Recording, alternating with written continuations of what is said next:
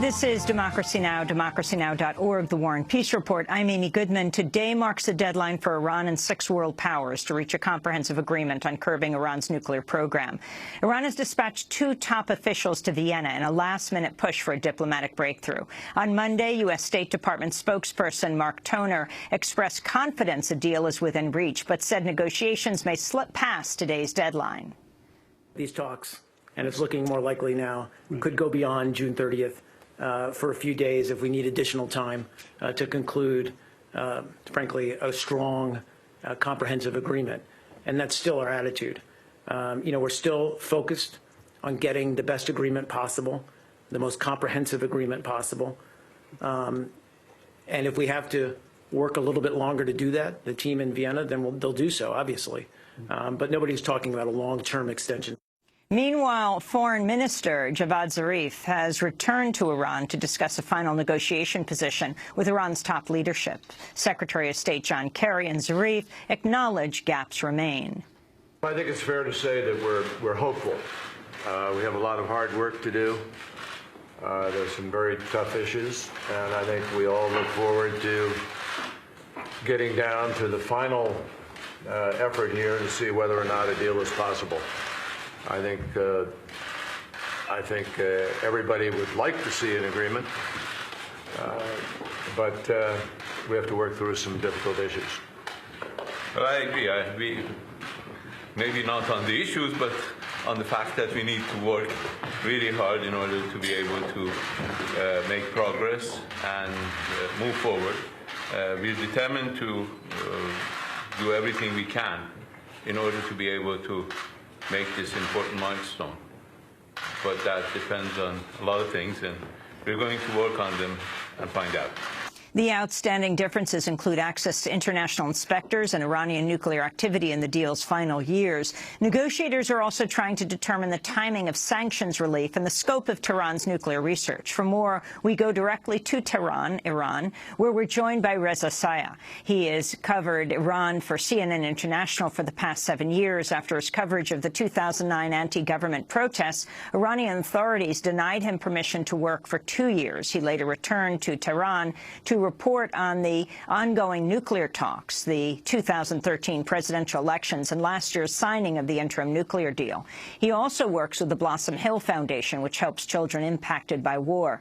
Reza Sayah, welcome to Democracy Now! Talk about this deadline and what is happening in Iran. Well, the 2 sides are pushing to get a deal done, and the talks are reaching a crescendo, and you can sense it because all the big names from all sides are now in Vienna. This morning, Mohammad Javad Zarif, the Iranian foreign minister, arrived there, reportedly saying that he has received the mandate from top officials to reach a deal. President Hassan Rouhani's brother is there, the top nuclear official in Iran, Ali Akbar Salehi, is there, and of course, all the top diplomats from the P5+1 there as well. It's going to be very difficult to gauge where things stand throughout these 2 years in these negotiations. All sides have done a pretty remarkable job in keeping things under wraps. So I think in the next few days, there's going to be a lot of waiting, a lot of reporters waiting in Vienna. Here, much of the country is eagerly awaiting an outcome. And I think that's going to be the case until these sides come out and make some sort of announcement. There have been a lot of vague comments. They seem to be optimistic that a deal is within reach, but they also point out that sticking points and obstacles remain. What are those sticking points and obstacles, Reza? Well, the sticking points include the number and types of centrifuges in the deal that was signed, the framework deal that was signed in April. Iran agreed to reduce its centrifuges from 19,000. It's not clear if the West is pushing for an increased reduction or if Iran is pushing to keep more. Then you have the scope of the inspections.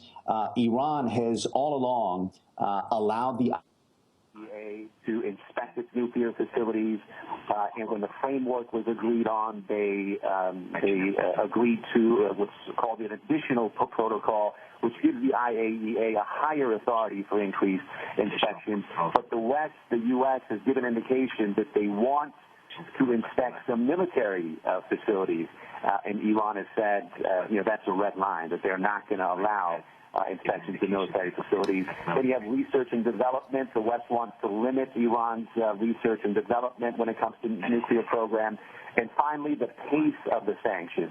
Iran insists that the sanctions should be lifted once the pen hits the paper and an agreement is signed.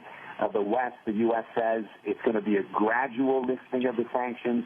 The most likely scenario is that it will be a gradual lifting of the sanctions, but it still remains to be seen what the time frame is and how long that's going to take. Obviously, Iran wants it to happen faster, and the U.S. doesn't. Obviously. Reza Sayah, can you talk about the main forces against it? Well, I think it's important to point out that the main forces against this agreement are in the minority, namely the Israeli government, who continue to raise concerns about this deal. You have the Saudis that they're concerned, and obviously you have the U.S. Congress. I think last month they pushed through a bill that enables them to review this agreement once it's signed. If the deal is signed before July 9th, Congress has 30 days to review it. If the deal is signed beyond the July 9th date, they have 60 days to sign. But it's important to point out that other than these groups, the U.S. Congress, the Israeli government, and the Saudi government, the majority of the world, and including the world powers, are for a negotiated agreement for Iran to have a peaceful nuclear program. However, these forces, as you say, against this deal, they have a lot of influence. They oftentimes dominate the media, and that's what you'll see. If an agreement is signed, you'll see the Israeli government, you'll see U.S. Congress, raising the alarm again, and it'll be interesting to see where things go from here. Reza Sayah, we are having a little trouble with your audio, so I want to thank you for being with us.